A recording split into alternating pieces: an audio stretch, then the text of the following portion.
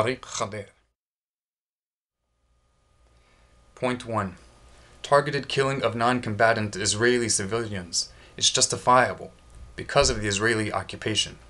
That's the frequent claim of Palestinian terrorists, activists, and their sympathizers around the world. Funny, no other people on earth get such sympathy for psychotic reasoning as this, simply because they are occupied or oppressed.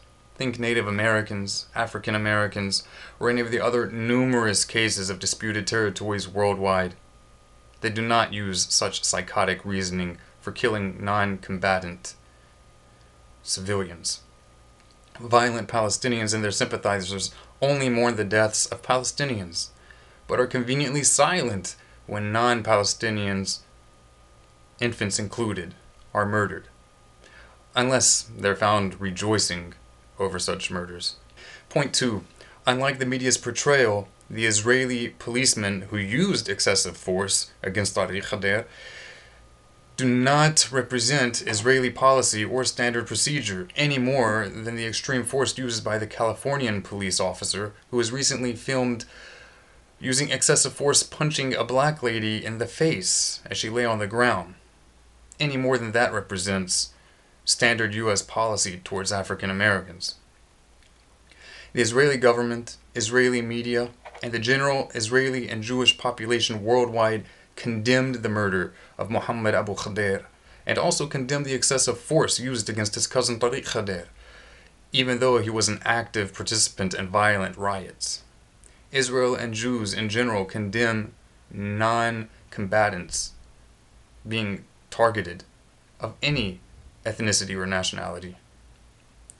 Point 3. Palestinian leadership, on the other hand, praised the kidnapping and murder of the 3 non-combatant Jewish boys. Celebrations of their deaths were widely seen among Palestinians. The Palestinian Authority President Abbas condemned the murder of the 3 boys, but his own political party, Fatah, justified the murder by calling them soldiers, but they were not soldiers. Fatah's Facebook page depicted the murdered boys as mice, wearing Stars of David, and hanging from hooks of a fishing rod. Point 4.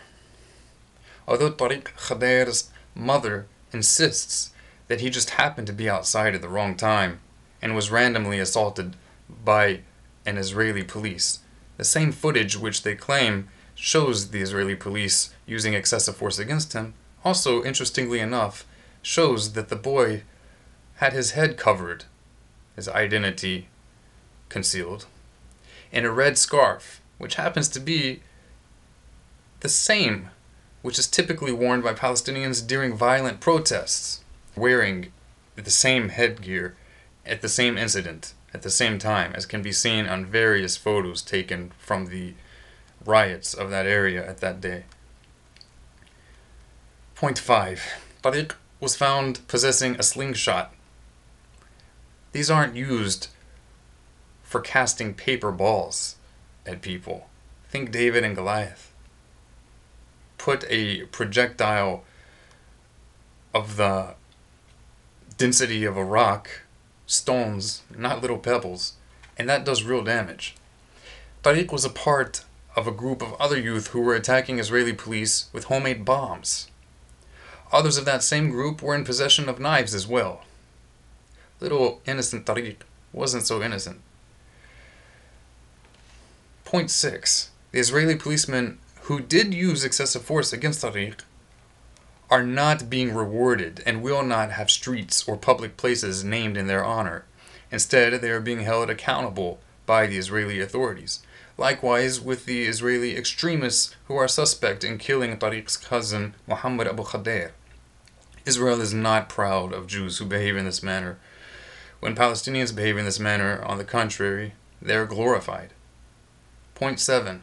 Thousands of Palestinians throughout Israel, the West Bank and Gaza have used excessive force of one Israeli police officer against a violent Palestinian teen as an excuse to behave similarly towards Israeli civilians in general.